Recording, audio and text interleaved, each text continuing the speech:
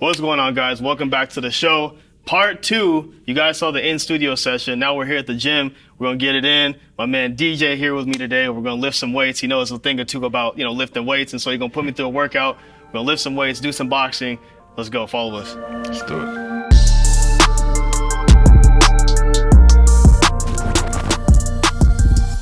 DJ, let me ask you real quick though, man. So, you obviously love working out. Fitness is a big thing in your life and it's important to you and your whole family because you guys lift a lot. And so why do you think it's so important for men to stay in shape and lift weights and exercise? Well, I mean, just kind of like what we were talking about, earlier. It's like, leading by example, right? So you can't be telling your kids to make sure they're staying in shape and eating right and doing what they're supposed to if they don't see you doing it. Exactly. So I think obviously besides all the real benefits of it, physically, it's like a mentality that you put on them early so that they know it just becomes a part of their routine. 100%. And so obviously, like you said earlier when we were in the studio, you said leading by example. You can't be telling them to do something. What you want? Man. No, not a quarter yet. I'll go quarter. I gotta put on some more sides to give with you, man. Let me see. Right, I'll put a quarter. I'll throw these 25s on for you. You know what I'm saying? I got you. But go ahead. What Cool. you were saying? Yeah, man. No, I just think it's so important to lead by example. I mean, obviously we want the best for our kids, and so we might tell them to exercise and be consistent there. But if we're not doing it, as we said earlier, it's like they're gonna follow what you're doing, not what you're saying. 100%. So yeah, they're crucial. watching what you're doing more than what you're telling them. Yeah. And DJ, of course, making this look easy. I mean, I don't know. Let's see if I can hang. I might get one clean rep. That back gonna be arched as hell. Trying to keep that weight up. You don't gotta have these quarters. We could put something else on. Let me see. Let me see if I can hang. Let me just get one clean one. Let me right. see. I don't know. I may or may not. Oh man, you got this. You got this. You gonna try to lowball me, man? About myself. Cool, man. So take us through your fitness journey. Were you always this discipline when it came to fitness? Like, were you always like naturally athlete, or was it kind of something like it clicked where you're like, nah, man, I gotta take this more seriously and get in better shape? I think, I've always been athletic. I've always been an athlete my whole life, but I loved working out in high school and college, and then I got away from it. Just because I got busy and I was traveling so much. So when I came back to it, it was like, it just became a part of my daily, like every day. And I noticed, like for me, trying to get it in first thing in the morning is like critical for me. Yeah. If I hit that first thing, then I'm straight. Right. And it like sets your day off right. Exactly. Get those good endorphins going.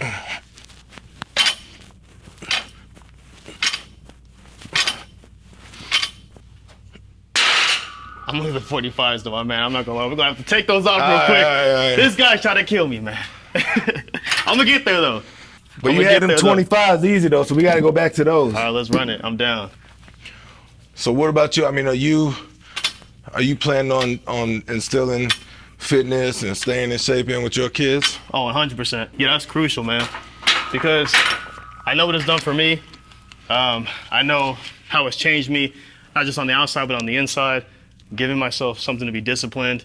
There are a lot of mornings where I don't feel like getting up and coming here, but you drag yourself in here anyways, you get it done. I know what that's done for me mentally. I want them to experience that too. So yeah, for sure. Yeah, fitness. And what time, like you're a morning workout guy? Yeah. Like what time? Yeah, 5:15. Oh man. I get like 5:30, 5:30. You hitting that Squire Program AM clock. I got to. Golly, 5? I got to, man, because I got to get in before we go to the office. So what time are you in bed then? Usually we're in bed, my wife and I in bed, maybe like 9:30. Oh, okay. We'll be up together, maybe like at least another hour watching TV. Yeah, but you're like active, like resting, like you're chilling, and like you start winding down around that time. Yeah, that's smart. Okay, well then 5:30 makes sense. Yeah, then. it makes sense. You got to get a decent amount of sleep for sure, especially if you're trying to grow. Because your boy's in the bulking phase.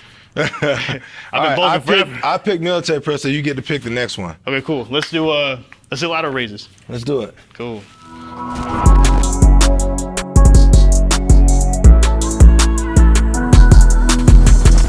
For a dad that's watching this right now, matter of fact, not even just a dad, just a man in general who's watching this right now, he wants to get in the gym, he's a little bit intimidated. you know, what you tell him? You basically just get over it. But what you tell the guy that he knows he needs to get in shape, but he's struggling with kind of, you know, taking that next step and getting in here, lifting the weights? I think most people's problem is like they got excuses about finding time. And like from my experience, like, you know, the people that I've been trying to, you know, help get motivated is less about just doing it, because that's not really good advice. People be like, all right, I know I just got to do it. I just don't. I don't have time. Right. I don't have the time. So, I mean, you're a perfect example. You don't have the time, well, go to bed earlier and wake up earlier. Yeah. Because you could find time. And then if you do have kids that are, you know, teenagers, it's a perfect bonding moment. Like I work out every morning with my daughter, and it's my favorite time of the day. Right. So like if you want to like kill two birds and you know, get a workout in with your kids, like there's nothing better than that. For sure. You feel like that's kind of, because I have really little ones. I got, like I told you in the car, 3.5-year-old and a 1-year-old. Right now, obviously, it's early for them to start lifting. So do you feel like you guys kind of bonded a little bit closer once they got to the age where they could start kind of messing around in the gym a little bit? Or? Well, I mean, that's like that age, that 3-year-old age is perfect to, like, you know, Superman cape on daddy, hit them push-ups with her on your back. My daughter loves that. You know what I mean? Yeah. Squats while you're holding her. Like there's so many ways. You don't have to be in the gym, you know, with weights and equipment to get a workout in with your kids. Like, and she'll love that time. You know what I mean? Yeah, exactly. I can't even, whether I'm doing push-ups or not, if I get on my hands and knees to do anything, she immediately jumps on. Boom, she that's what I'm saying. So you're gonna get that extra work whether you want it or not. 100%. 100%. What's the hardest part for not lifting, but what's the hardest part for you as far as staying disciplined? Would you say more, you know, getting in the gym, nutrition? What's like the most disciplined thing? It could be anything. I think nutrition is probably the hardest part, at least for me. Yeah. You know what I mean? Because like, you know, somebody like me, I'm supposed to have, you know, 3,500 calories a day, and I don't always get that. Most of the time I don't get that because I'm ripping and running. I'm not thinking about food. So, you know, being disciplined to like have my meals kind of planned out. I'm not great at that. I'm actually, when it comes to nutrition, outside of like a few things, like I'm real good about my supplements, and I'm real good about my water. Like I'm a monster with water. Like I'm 1.5 gallons every day. Gotta be. I don't miss. Yep, there it goes. But pretty much everything else is like a daily struggle for me. I'm gonna say you got a long laundry list, but it still looks like this. Like it's crazy. So anybody who has excuses, he just named a long list of things, and he still look like that, man. So anyway, stop making excuses and get back to work. So what about you? What's the hardest thing for you? I think nutrition too, man. But for me, since I'm trying to go up in weight, I struggle to eat enough. Like I realize when I'm actually tracking, I'm not eating enough. So I think, oh, I'm killing it, man. Like I'm not hungry at all day because I'm just eating all day. So I don't even feel hungry. But then I track it and I'm like, I still got another like 50 grams or whatever. Isn't that amazing, bro? I know trying to get that protein count is tough, man. It's wild, man. Yeah, it's wild. I'm trying to figure that part out too, especially because like, you know, I'm trying to take a more active role with nutrition when it comes to coaching as well. Right. So I've been just learning a lot over the last couple years about weight gain and weight loss and the right way and wrong ways to do it. Right. So it's interesting stuff, man. Yeah, man, there's a method to the madness for sure. There's a way. I realized, you know, obviously that I was under eating, and so I was like, okay, well, back to the drawing board, you gotta find out what can I eat to get the result that I'm looking for. And so that's obviously what you do with your students. Yeah, no doubt. And how's your water? Is your water consumption good? Yeah, water's on point now. I was lacking for a minute, I'm not gonna lie to you, but now it's on point. Especially when you bulking, bro. Like you gotta stay super hydrated. Exactly. And plus too, another thing that I was lacking on was drinking enough water actually in the gym when you're working out. I was kind of like, oh, and I don't like the full stomach feeling when you're working out, but it's like, you kind of get used to it. So now I'm used to it. I don't really feel like that. I don't feel full. I just keep drinking. You know, I think I was like, for like really intense workouts, I think I heard Huberman say like it's like 6 to 8 ounces every 15, 20 minutes. And that's a lot. Right. But it kind of makes sense though. Like if you're really sweating and you adjust, exerting a lot of energy. Yeah, this probably sounds crazy to a lot of people, but over time you're gonna get used to it. Like just like with eating too, turn off, man, just seeing food on the plate. But then after a while, your stomach kind of stretches, you get a little bit more used to it. You try to keep going with it. What you trying to get to? Like, where you at now? 175. And where you trying to get to? 185. Oh, so 10 pounds. Oh, you 19 to got 10 that, pounds. man. But I'm at that point, man. You got a good 'cause frame for 185. You're gonna be a problem. I mean, you look good now, but like I appreciate 185, it. you'll I be a gotta problem. get just a little bit more. I started working out last year, and I started off at 155, and so I Oh made shit! So it you to put 20 pounds 175. on in 1 year? Yeah. Of But- muscle. No, it can't be just muscle. Okay. It can't be just muscle. It's got to be mixed with everything. Like we have the machine right there, where you can check your body fat percentage and all this stuff.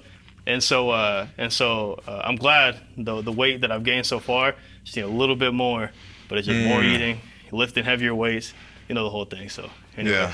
All right. But I can't complain though. I'm grateful though for sure for a year. So I'm stoked. Cool. So do some boxing stuff. Let's do it. Let's run it, man.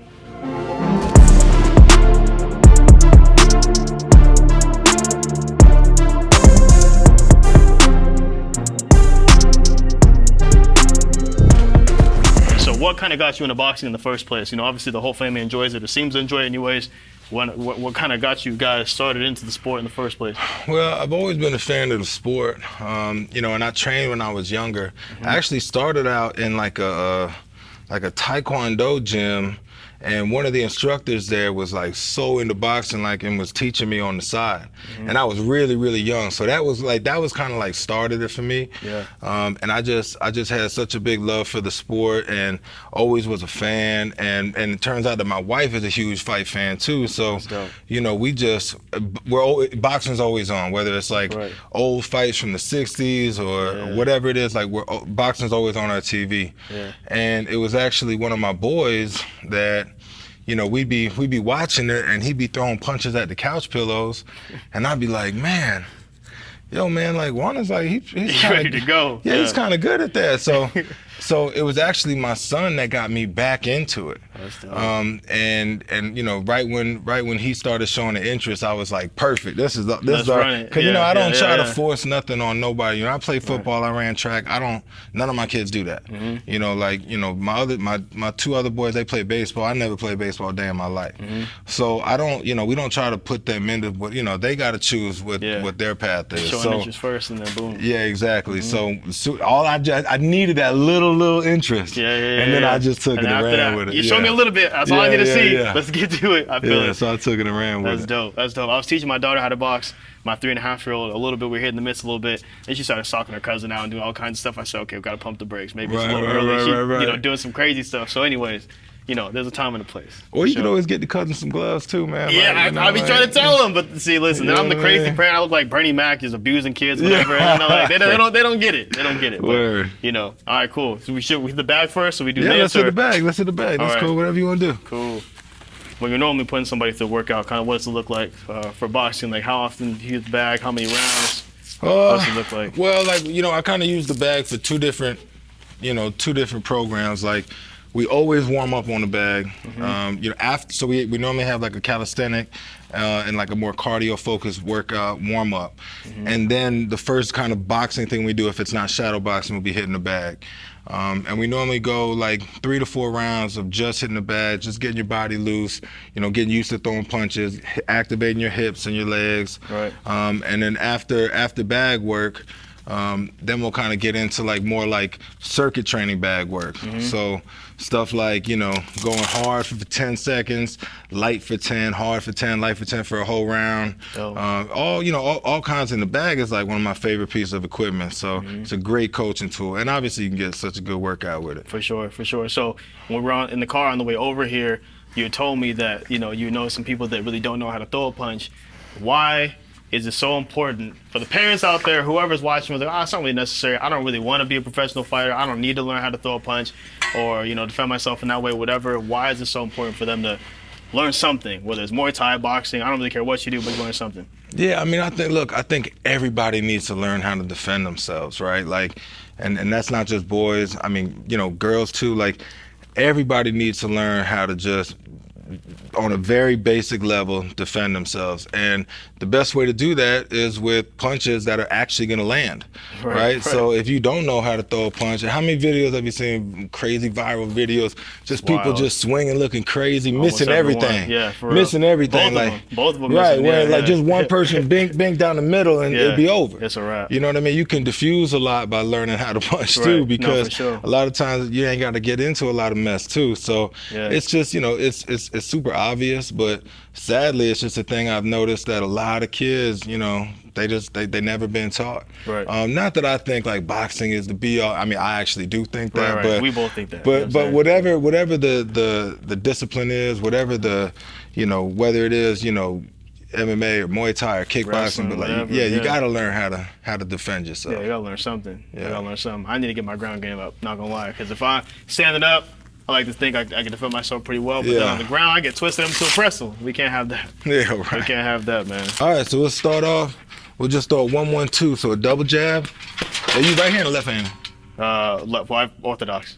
You're orthodox. Yeah, I right left hand though. That's why I confuse Oh, myself. say word. I right left handed, but yeah, I'm But you orthodox. box orthodox? Yeah. So we'll throw a double jab and a right hand.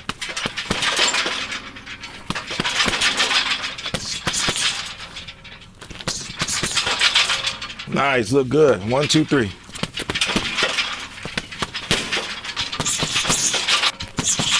Nice. Show a little hand speed here. Just 1, 2, 1, 2. Cool.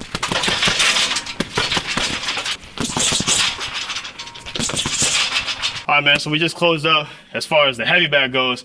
We still got to do some mid drills, though, so we'll get into that for show next. Let's go.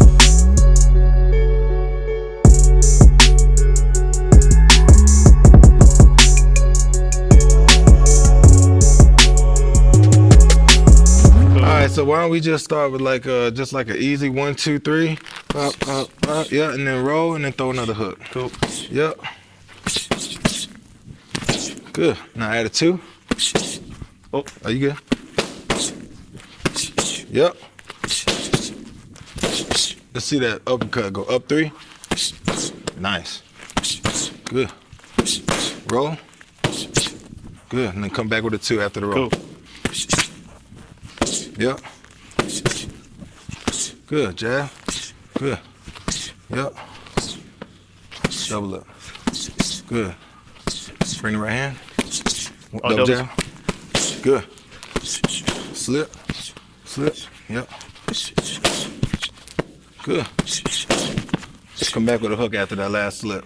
Boom. Yep. So here. So we got double jab. Boom, boom, boom. Slip. Slip. That's it. Nice. Good job, man. Cool. Appreciate Looking it, man. good, man. Looking good. Shout out. Appreciate it. Your boy's out of breath. How we doing? Outro. I'm all out of breath. Well, let's cut and then So come anyway. back once you're recovered. We can run it right now. We're Run it. gonna freestyle. Listen, I appreciate y'all tuning in. Shout out to DJ for flying all the way out here from Atlanta. I appreciate you, man. Thank you, man. I want Appreciate to tell you too. again, thank you so much for coming out. It means a lot to all of us. Thanks you. a lot, man. Appreciate Cool. it, brother. All right, my dude. Shout out, follow, subscribe, same thing. Drop a comment, engage with us, share with somebody. We'll see you guys next time. Boom.